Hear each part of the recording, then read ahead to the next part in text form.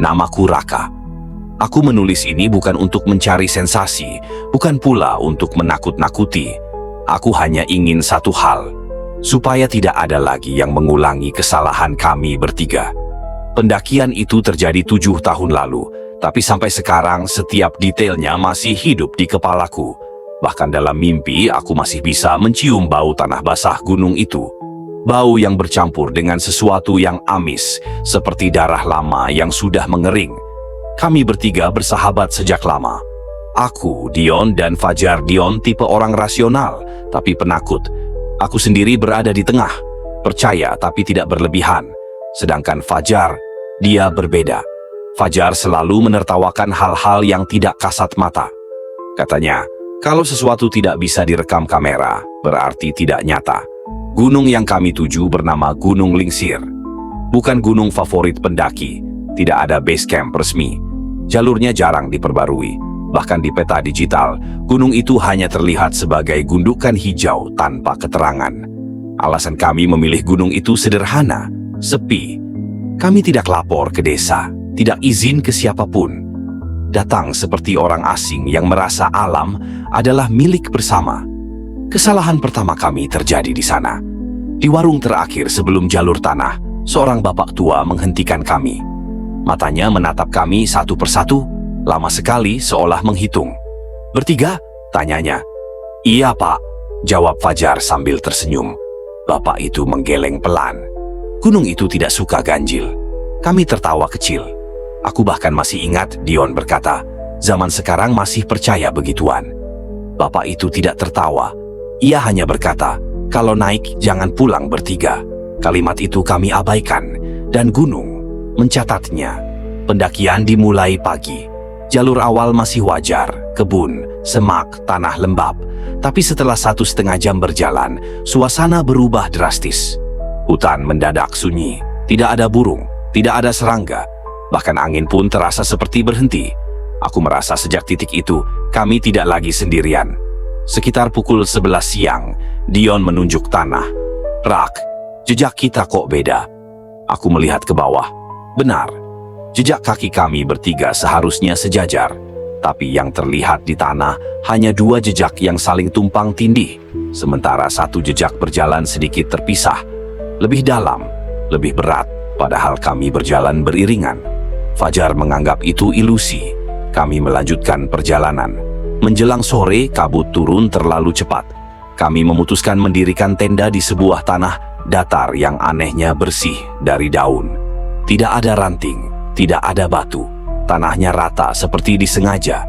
Malam pertama adalah awal semuanya. Api unggun menyala, lalu padam serentak, bukan karena angin. Dan dari gelap terdengar suara langkah mengitari tenda. Langkah itu tidak tergesa, tidak berat, tapi terlalu teratur. Dan di sela langkah itu terdengar bisikan pelan. "Kurang 1." Aku terbangun saat langit masih gelap. Api unggun sudah mati sejak entah kapan, menyisakan arang hitam yang dingin. Dion masih meringkuk di dalam tenda, sementara Fajar duduk di luar menatap ke arah pepohonan tanpa berkedip. "Lu ngapain?" tanyaku pelan. Fajar menoleh perlahan, matanya merah, seperti tidak tidur semalaman. "Dari tadi ada yang berdiri di situ," katanya, menunjuk ke arah kabut tipis di antara pohon. Aku mengikuti arah jarinya. Tidak ada apa-apa, hanya batang pohon tua yang bengkok dan akar menjalar. Tapi perasaan tidak enak langsung menjalar ke tengkukku. Kami membangunkan Dion dan memutuskan melanjutkan perjalanan turun. Begitu pagi benar-benar terang. Tidak ada yang berani bercanda lagi. Bahkan Fajar pun diam. Saat kami membongkar tenda, aku melihat sesuatu di tanah. Jejak kaki. Bukan 3, bukan 4. Ada 5 jejak kaki mengelilingi tenda kami.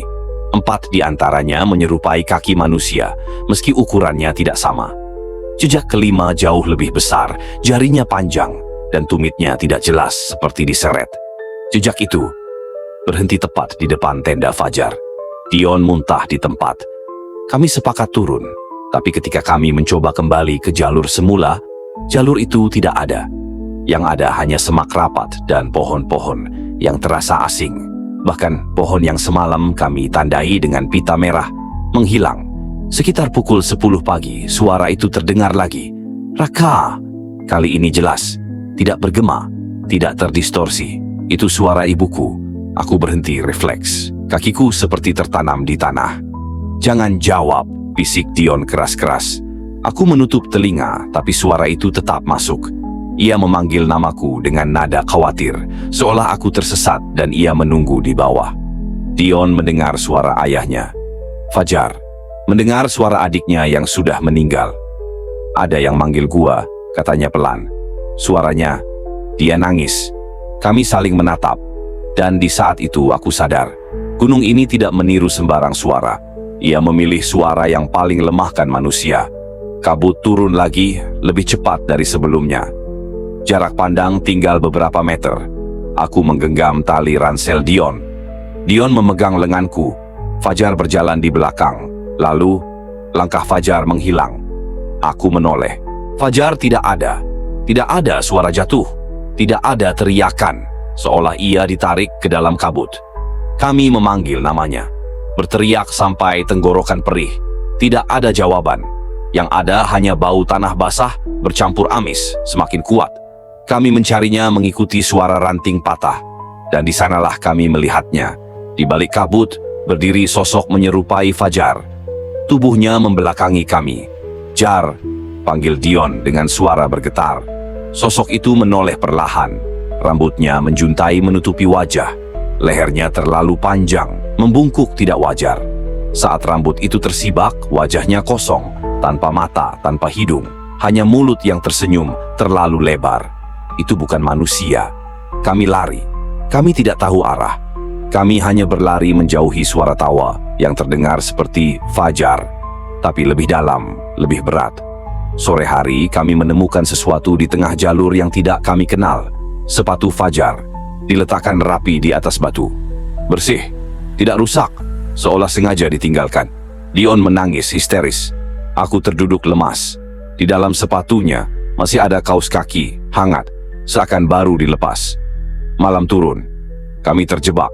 Di kegelapan suara Fajar terdengar lagi. Bukan berteriak, tapi berbisik, sangat dekat. Rak, Dion, jangan turun. Dan saat aku menoleh ke arah suara itu, aku melihat bayangan berdiri di antara pepohonan. Bayangan dengan lebih dari 2 kaki. Kami melewati malam itu tanpa benar-benar tidur. Dion duduk memeluk lutut, bergumam doa yang sama berulang-ulang sampai suaranya serak.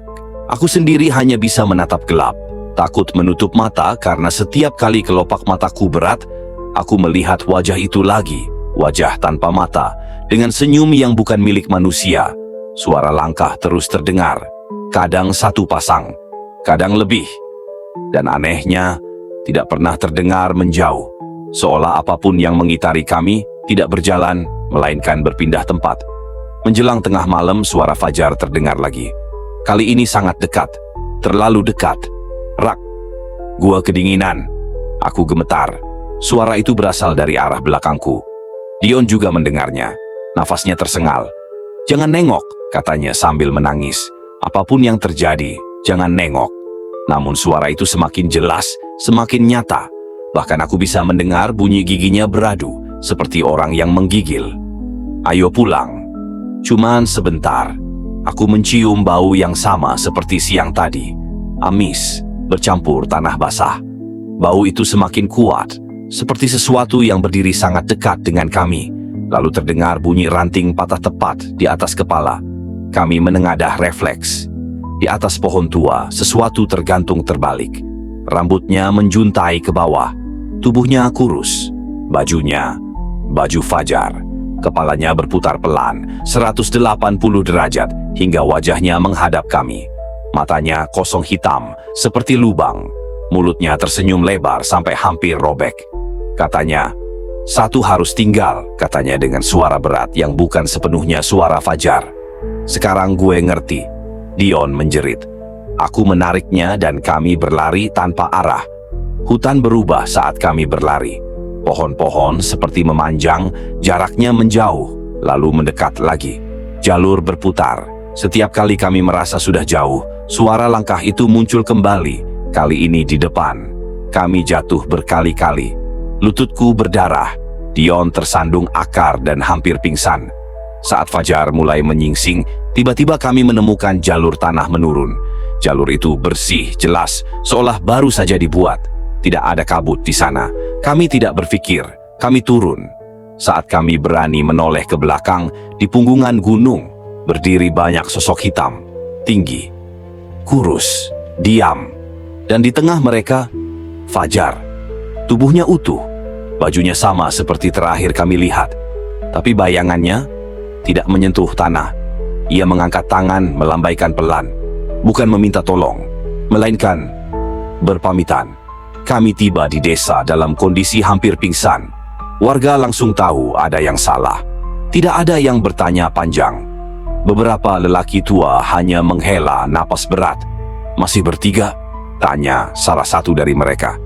Kami menggeleng. Tim SAR datang. Pencarian dilakukan selama 7 hari penuh. Jalur kami ditemukan. Tenda kami ditemukan. Ransel Fajar ditemukan. Isinya lengkap, tidak ada tanda perlawanan. Di hari kelima, salah satu anggota SAR berteriak histeris. Ia menunjuk ke arah pohon tua. Di bawah akar pohon itu terkubur tulang jari manusia. Tes DNA memastikan Fajar. Tidak ada tubuh lain, tidak ada darah, tidak ada sisa pakaian. Seolah gunung itu hanya mengambil bagian yang ia perlukan. Kami dinyatakan selamat, tapi kami tahu, kami tidak pernah benar-benar pulang utuh. Kami dinyatakan selamat oleh tim SAR, tapi tidak satu pun dari mereka benar-benar menatap mata kami saat menyerahkan kami ke keluarga. Seolah mereka tahu, yang kembali dari gunung itu bukanlah manusia utuh. Dion dibawa pulang oleh keluarganya malam itu juga. Aku pulang ke rumah dengan tubuh penuh luka dan kepala yang kosong. Semua orang mengira kami trauma biasa. Tidak ada yang tahu bahwa sesuatu ikut turun bersama kami. Malam pertama di rumah, aku terbangun karena suara langkah di halaman. Pelan, teratur. Sama seperti malam pertama di Gunung Lingsir. Saat aku mengintip dari jendela, tidak ada siapapun. Tapi tanah basah di depan rumahku menyisakan jejak kaki tanpa alas. Sejak hari itu, Dion berubah. Ia sering menelpon tengah malam. Tidak bicara apa-apa, hanya bernapas. Kadang aku mendengar ia berbicara dengan seseorang. "Gue udah bilang, gue nggak mau naik lagi. Bukan gue yang harusnya tinggal." Aku mencoba menenangkannya, tapi setiap kali nama Fajar disebut, Dion langsung gemetar. 6 bulan berlalu. Dion ditemukan gantung diri di kamarnya. Polisi menyebutnya bunuh diri karena trauma. Tapi aku tahu itu bohong. Dion meninggalkan secarik kertas kecil, ditulis dengan tangan gemetar. Tintanya bercampur sesuatu yang lebih gelap dari hitam. Isinya hanya satu kalimat. "Gunung itu salah ambil satu. Sekarang dia minta ganti." Sejak kematian Dion, gangguan itu semakin sering. Setiap malam tertentu, tepat di tanggal kami mendaki, aku mendengar suara langkah di atap rumah. Kadang disertai suara napas berat, kadang suara tertawa pelan yang sangat aku kenal. Suara Fajar. Ia memanggil namaku dengan nada yang sama seperti dulu saat kami tersesat di jalur. "Rak, sekarang giliran kamu." Aku pernah mencoba pindah kota. Gangguan itu ikut. Aku pernah mencoba menutup diri, tidak keluar rumah berhari-hari. Suara itu tetap datang. Suatu malam, aku bermimpi berdiri kembali di punggungan Gunung Lingsir. Kabut tebal. Di depanku berdiri banyak sosok hitam. Dan di tengah mereka, Fajar. Wajahnya utuh, matanya menatapku lama. "Kita bertiga naik," katanya. "Gunung itu nggak suka ganjil." Aku terbangun sambil menangis. Beberapa minggu setelah mimpi itu, seorang pendaki datang ke rumahku. Ia mendapatkan alamatku dari arsip SAR. Wajahnya pucat, tangannya gemetar. Ia menunjukkan sebuah foto di ponselnya. Foto itu diambil di Gunung Lingsir, dari kejauhan. Di punggungan terlihat 3 sosok berdiri berdampingan. 2 di antaranya adalah aku dan Dion. Sosok ketiga berdiri di tengah. Bayangannya tidak menyentuh tanah. Gunung Lingsir kini resmi ditutup. Tapi warga desa percaya penutupan itu bukan untuk keselamatan manusia, melainkan agar yang di dalam tidak turun mencari sendiri.